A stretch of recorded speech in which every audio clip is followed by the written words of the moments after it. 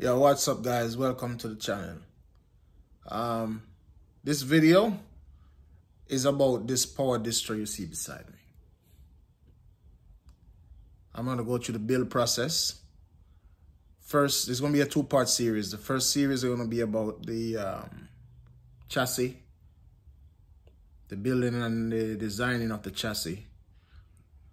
The second series is going to be about the components that go inside the chassis, the breaker, the plugs, all the outlets, all the wiring, everything that goes inside.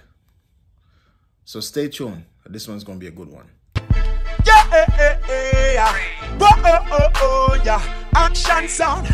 Yeah, whoa, yeah, whoa. Desire to get to higher life, it's an open road. Desire to get to higher, don't limit it, yeah. Desire to get to higher life, it's an open road. Life it's a subject, not an object, a full control. First thing I like to do is I like to put everything on paper. I'll sit down in Photoshop, I'll design everything, also in PowerPoint. But here's a view of what that design looks like. The first diagram is a layout of the power distro. It shows the breaker fuse. It shows the 50 amp inlet and outlet. It also shows the amp and voltmeter location. The second diagram is a layout of the back panel. Here you'll see all the outlets, the 20 amp outlet, the 30 amp outlet, as well as the 240 30 amp outlets, and also the screw mounting holes. There are specific measurements to show the distance between holes and hole size. The third diagram is a layout of the front panel, the exact width, height of each cutout, the exact distance between each holes that were drilled, location for all the screw mounting holes. As you can see, I have handwritten notes also to show the drill bit size that I've modified to fit the design that I'm working with. Here's a complete view of the chassis without the faceplate. This chassis is complete. I have to go back and punch out 4 holes in the middle that are not quite complete as yet. These 4 holes in the middle are the pilot holes for the punch, but the actual hole size is going to be 1 inch and 1/8. But here's a complete view, spray painted, pre-drilled, and just waiting for the faceplate. Here's now a view of one of the faceplate that I'm working on, the prototype. All the screw holes have been countersinked and that's been spray painted. Over here I have another faceplate that I'm currently working on. This one, the squares have been pre-drilled and ready to be cut out. Now here's another one that's also been cut out. It just needs to be filed and smooth the edges off, as well as to square it up properly. So I'll be doing 3 complete chassis today.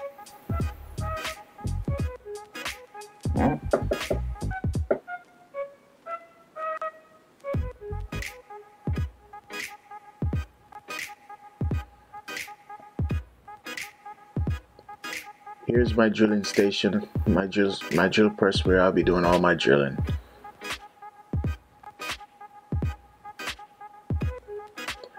Okay, now I'm getting ready to cut out the fuse square. That's that large rectangle in the middle. My power switch in the front, which is the one I'm touching now, and that's on Distro. And those are for my LCD amp and voltmeters. I've drilled the corners, as I said before, and I'm getting ready to cut these out. Here's an image of me at the drill press putting in holes for the plugs and for all my outlets in in the panel, in the rear panel. Like I said, all my drilling will be done here at this station. Unfortunately, I don't have a lot of footage of me drilling because of my camera acting up. But whatever clips I have, I'll include. Okay, so I'll be using my DeWalt jigsaw to do the cutting. The bit that I'm using is a bimetal bit. This one is a little bit burnt because it's been used a lot. But for the circles, I use metal hole saw, and for the squares, I use the jigsaw. Here's a view of what a jigsaw does to the squares. It's a little rugged on the edges. All I gotta do is file this down when I'm done. You'll see as I go along.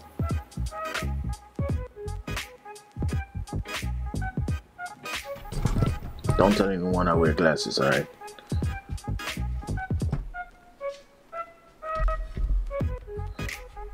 So this is a video clip of me cutting out to break a few slots. And like I said, this is going to be a rough cut. I just want to be inside the lines that I've drawn.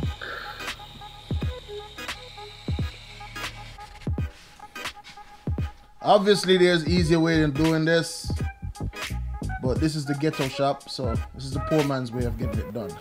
Did you just say ghetto shop? It is the ghetto shop.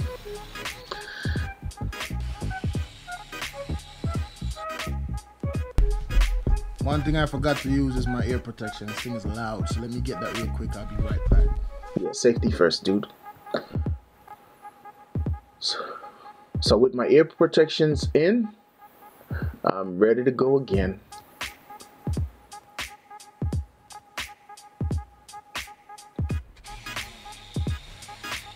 Look at his face. This dude here. Da-da-dee, da-da-da.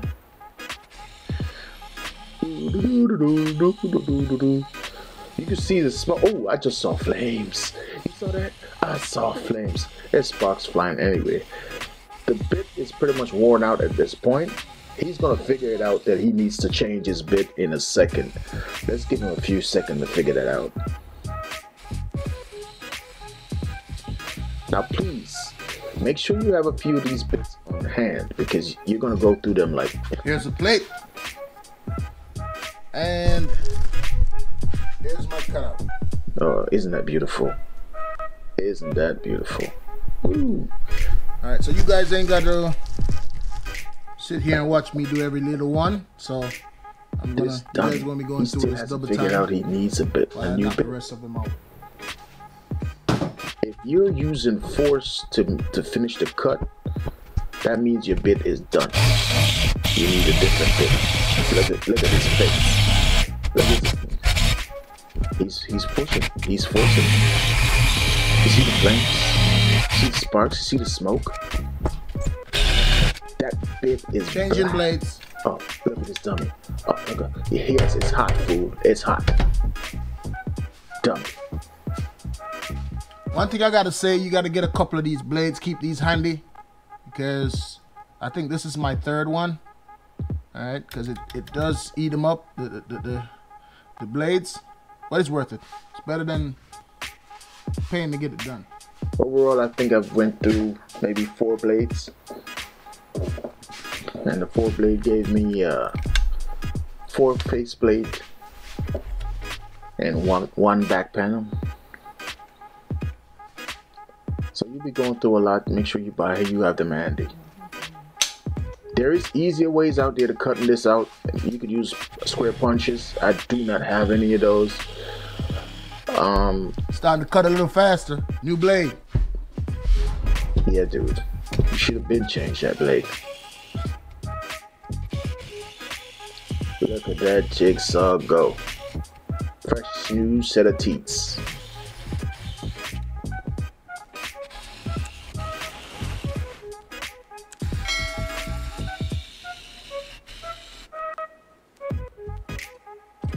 Don't you love it when a project comes together? You see the strips that I'm using right there? Yeah, it's just to hold the workpiece. Notice I have it elevated enough where the jig the jigsaw bit would not touch the vise.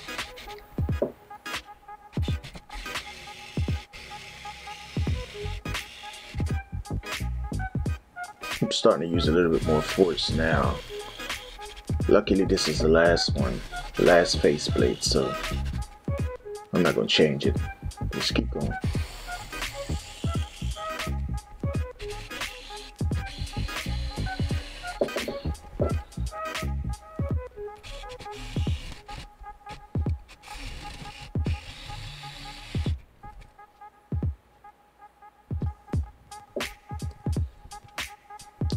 This bench vise is my new best friend.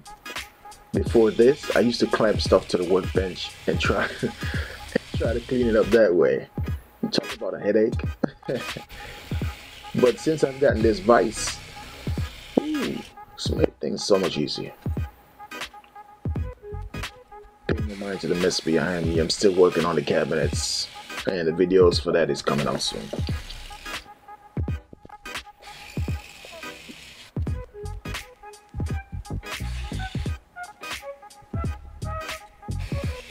So, a brief detail about my background. I went to high school and technical high school in Jamaica, where I studied mechanical engineering, electrical engineering, as well as technical engineering. Isn't that beautiful? Look at that. Here we go. Right now. That's it.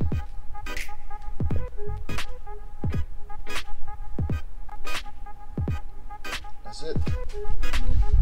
What I'm gonna do now is I'm going to file the edges down, get it to that it's just almost where I need it to be, so I got to file it down just a little bit so the equipment, the parts, the breakers, the digital display, and all the things that I'm putting in here is gonna fit snugly. All right. Blah blah blah blah blah blah.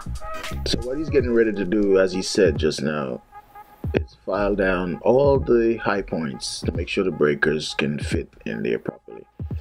Not only the breaker, the switch, the LCD panels, all them stuff, he's got to make sure they fit properly. So he's getting ready to file the edges down to get that perfect fit that he's looking for. And you know, when I said he, I meant me, right? Just checking, because I don't know why I'm talking about myself in the third person. But yeah. Hey, also, I just use this piece of block. We're talking about me. Just to keep the works up off of the vise and steady, something small I could grip onto where I could cut it. I didn't point that earlier. You can tell that I'm not a professional. When it comes to metal work, that's the only two things I have that can do it. The bench vise by hand and the drill press. So here I have one of my breaker switch that I'm showing you now. It won't fit all the way. I got to file it down to get everything squared up properly. I should be able to slide it from one end to the other, but there's some high points that it's grabbing to and it won't slide all the way. There's a high point right there and another high point right down here. You have to make sure that it's perfectly leveled in the vise. Like I said, this is the poor man's shop, so that way you don't fall down too much on one end. Secure that bench, man. This bench vise right here, so it won't move. Should have been done that.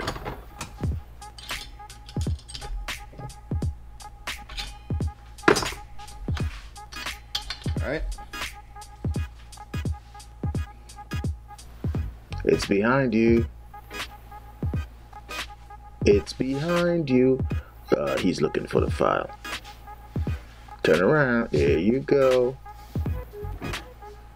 My handy dandy file. Mm-hmm. And I just want to smooth some ends off. And like this high point right here, I got to bring it down significantly. Yeah, don't get too crazy here. You don't want to file down too much. Don't go too low. Just enough. Move things down. And then he's gonna clean the edges up to make sure there's no sharp edges. I'm using the top of the device as a gauge as to how close I want to go. See, I still need to come down a little bit on this end.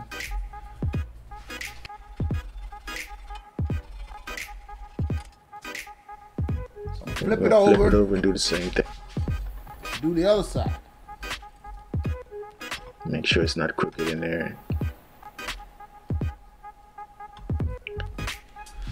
Now I just gotta get rid of the high points. Now on this side, I got a high point right here and a little bit of a high point right here. So start with this one first. While he's filing, I was telling you earlier that I went to school for metal shop, mechanical engineering to be exact. I went to St. Catherine High School Double first. check before I go any deeper with this to see if I got that fit that I'm looking for. I went to St. Catherine High School first, and then I went to Distro Technical High. So I got it on one end. See how it slides all the way up? Sliding it. Perfect. That's perfect. So I don't need to go any further with this fit right there. All I got to do is clean the sides up and I'm good. So as he cleaned the sides, yeah, I went to St. Catherine High School, and I was a little bit of a rough kid, so I got expelled, and I got into Distro Technical High, where I went to before I came here in America. So this distro is gonna have 6 240 outlets, and that's 30 amp, and then one 120, that's 30 amps, and one 120, that's 20 amps. All right. Okay. So you're gonna hear that a lot. Due to a lack of power, the camera died. So, a lot of footage. But I was showing you the bus bar. I didn't know the camera died. But we're gonna do a rough ago. catch up on everything now. And already filed this down all the way around. So let me show you what you guys missed. I was showing you the bus bar. When he says bus bar, he means and DIN here's the bus rail. bar that I have already put together. It's the breaker switches on a DIN rail. With all the breakers on it. It's got 1, 2, 3, 4, 5, 6 240s, and then it has 2 110 breakers on it. But I was saying to you earlier, making sure it's a nice tight that fit. You have that fit that you're looking for. Not a lot of gap there so at I got all. The breakers to fit. All right. My meters, I'm using these digital meters. These are Chinese-made digital meters. I didn't like seeing the letter on them. And I got these to fit. So I changed to different ones that didn't have the writing on it. I filed these down a little bit, and that's all that was done. Same size, so it fit. You guys didn't see that. But you'll see that when I assemble everything. Get them to that perfect fit that I wanted, right? But here everything fits perfectly. And for the plug that goes in the front. And here's my 20 amp plug that's gonna go in the front. I just cleaned that up because it already fits snugly. But it's not quite snug. It's not moving or nothing, but it's not quite snugly the way it fits. You know. And you'll see more of that when I go to assemble everything. I already know that the in and the out already fit the way I wanted to. So I'm not even going to show you that one. You'll see the finished product when I'm done. But this face is finished. And off camera, I'm going to do the other face. I'm going to do this face off camera. So you won't see it. Here's the casing. Another view of the case. Complete case. Here's what I did. Instead of cutting metals, let me take you over to my chair over here. Actually, you know what? I can't even move it right now because I got it plugged into that battery. Hold on. So instead of cutting metals, And like I said, I've been experimenting for a minute, so I've done a few things. When I said experimenting, I mean experimenting. I took apart equalizer cases, chassis like this piece right here. It's an old equalizer that I took apart, but I didn't use this because it's too deep. It was a little bit too deep for me. 9 inches deep. I needed and I didn't want to shallow. pass. I wanted 6 inches deep. I don't want to go 9. So here we are at 6.5 inches. I settled for this because what I did was I bought blank rack. Here's a view of me actually covers. These corners. I already got the rack mount on there, so I ain't got to worry about putting those in. These are complete panels that I bought. Just cut it up and do what I wanted panels to do for your rack. So I had, and I just bent making this the ends 3 spaces thick to make my chassis. So this is 3 space. Here's a 3 space. This is a 3 space panel that I use for the back plate. I wanted it to be 6 inches deep. Here's a 4 I got a 4 panel space panel that I use for the top and the bottom for the chassis. And this is another. And here's another 3 space panel that I cut in half. 3 space panel that I cut into 2. I put one on one side, and I put the other one on the other side. If you look, here you can see the ears that I bent. You can see where they mount the rack mount, where the holes are. And here's also a video of me bending it. Rack panels that I used to make the casing. The only metal that I cut was this one in the middle. I just cut it in 2. That's it. And I found out when I do it this way. Here's another view of me bending. I know I got a perfect 3 space panel in one of my panels. Right. What I'm using here is I don't have the proper brake. all the materials, see more of that later. all the stuff to do what I wanted to do, the tools to do what I wanted to do. So all I had to do was bend it. Now here is my can't remember what they call it now, but he's looking for the brake to show it to you. It's called a bench brake. So here's my brake that I used to bend it with. 8-inch bench brake. Like I said, I'm not trying to put too much money in it. It's less than 8, so this is for me. I had to take I'm not trying to make cases. One of them out. Make panels for living. It's for me. So I got a big 8-inch brake. A bench, and this is a bench brake. It works with your bench vise, and it's got magnets on it.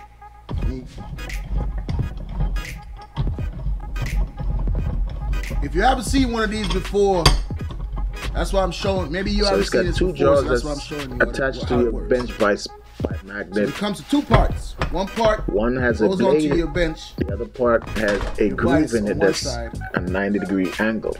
And the other part goes onto the other side. And you just tighten it, and put your metal in between, the metal in and gives you that very sharp bend. And voila, you get a panel that's bent 90 degrees. But as I was saying earlier, metal shop, was one of my favorite subjects in school, so I knew my way around metal work. That's all I did. And like I said, this is the end result. So making this chassis wasn't very difficult at all. This is the first rear panel, and all I'm putting here is some 240s. It cost me $55 for this chassis. 120s. Each panel cost me about $9 a piece. Then I'm putting these 4 where's that plug? Duplex plugs. 2 duplex, not 4. I'm putting these right here in the back. It's gonna be 20 amps. 220 amps. You'll see more details on this when I go to assemble it. This is specific to what I need in my rack. The 240s are for my amplifiers. I got 6 amplifiers in each rack. And I can easily turn these to 240s if I need it in the future. Right, so I only need 2 of them to be 120, but I'm doing 4 for now. And in the future, if I need more, I can switch 2 of these to 240s. So that's why I'm building it the way I am now. So the only thing I gotta do now, this is done, with the exception of punching these out. And for my hole punch, I bought one of these. This is an 1 1/8. I bought these hole punch off Amazon. It was like about $75 a piece. I had to buy 2 of them because the metal I'm using is so thick. The connectors that I'm using destroys the first lock, one. Here's 30 amp, here's the twist lock, 32 amp. Penelcom. From Penelcom, 240 volts, right 32 amps. And initially, I wanted to mount them from the inside, like I'm showing you here. Planning on mounting it from the inside. But I changed my mind. You'll see like in the next video when I do part 2. I don't want to see that square. I decided to put it on the outside to save space. I want to see this on the inside because the case was so small. On the outside, so everything's gonna be mounted on the inside. The inside look. But with the hole punch that I have, it's a perfect fit. I don't have to do no filing, no nothing.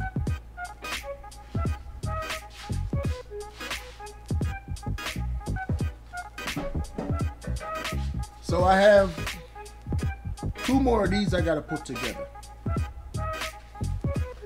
And let me show you the panels that I'm using.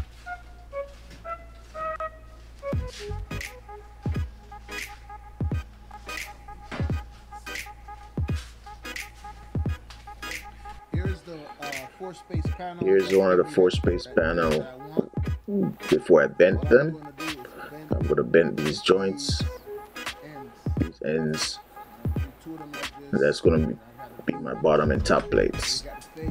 Here's the face plate that's gonna be mounted right on the front.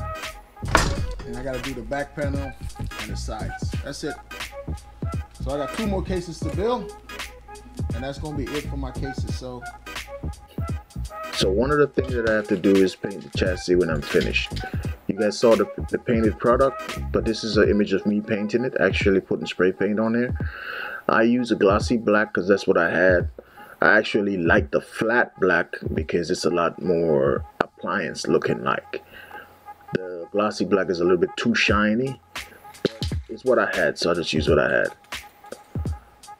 Yeah, I know I'm inhaling all the fumes, but it's not as bad as it is. I got a fan blowing towards me that's blowing the other way. The garage door is not open, but I'll open it in a minute to let everything out.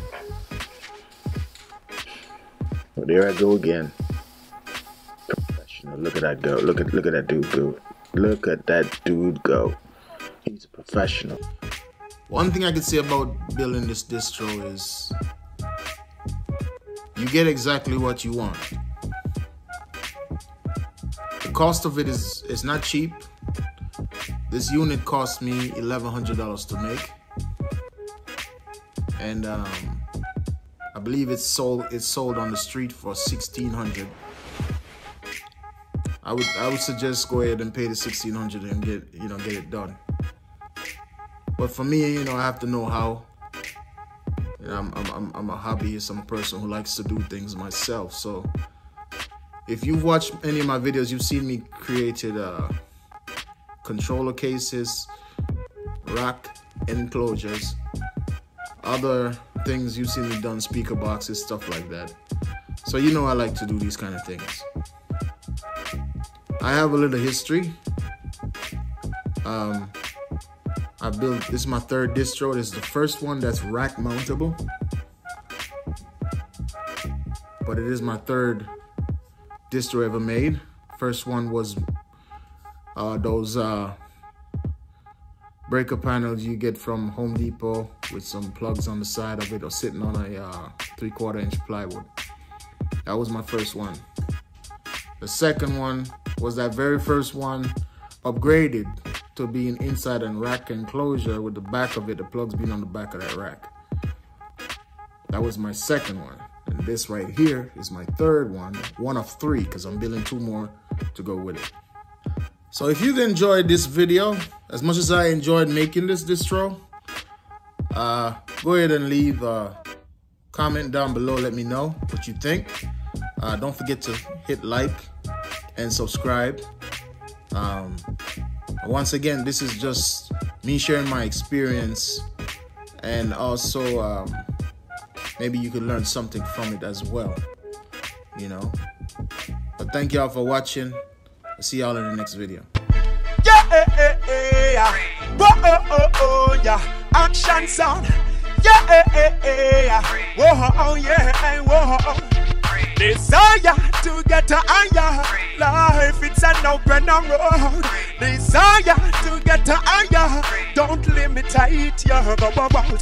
Desire to get to higher life, it's an open road. Life, it's a subject, ain't not an object, take a full control.